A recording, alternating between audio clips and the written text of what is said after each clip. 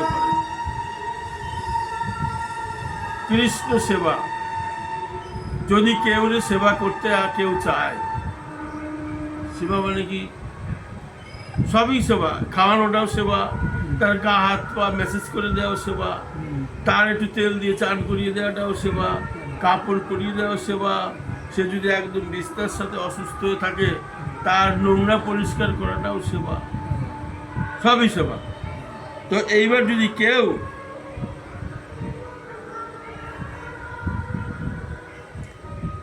বিষ্ণু ভক্তের সেবা করে, সে ভগবানেরই সেবা করে। মহাপ্রভু এই সকল উপদেশ সকলের নিকটে প্রচার করার জন্যে, মহাপ্রভু যে উপদেশগুলো দিলেন এই উপদেশগুলো প্রচার করার জন্যে, হরি বল হরে কৃষ্ণ, তিনি ওই ব্রাহ্মণকে বললেন তুমি নবদ্বীপে ফিরে যাও। নবদ্বীপে ফিরে গিয়ে তুমি এই যেই ব্রাহ্মণ নিত্যানন্দ প্রভুর নিকটে নিজ অপরাধের কথা ক্ষমা চাইলেন এবং নিত্যানন্দ প্রভুর কৃপা লাভ করলেন, তিনি কি করলেন, সেই ব্রাহ্মণ নবদ্বীপে গেলেন এবং নবদ্বীপে গিয়ে তিনি নিত্যানন্দ প্রভুর কাছে ক্ষমা প্রার্থনা করলেন, তার কাছ থেকে ক্ষমা নিলেন এবং তার কৃপা লাভ করলেন।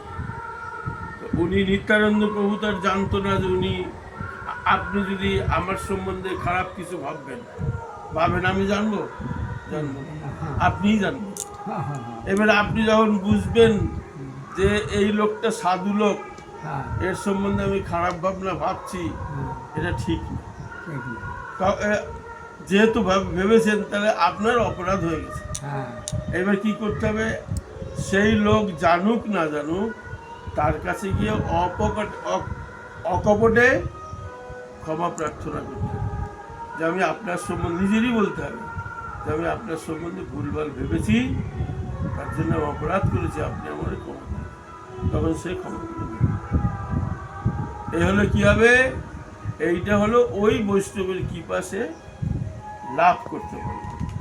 আর যদি এইটা না করা হয় তাহলে ওই যে মহাপ্রভু কি বলেছে, সে যদি বিষ্ণুর পূজাও করে, কৃষ্ণের পূজাও করে, দিনরাত হরিনাম করে, তার কোনো দাম নাই, সেটা হচ্ছে সম্পূর্ণভাবে ছলনা, ওটাকে বলা হয় ছলনা।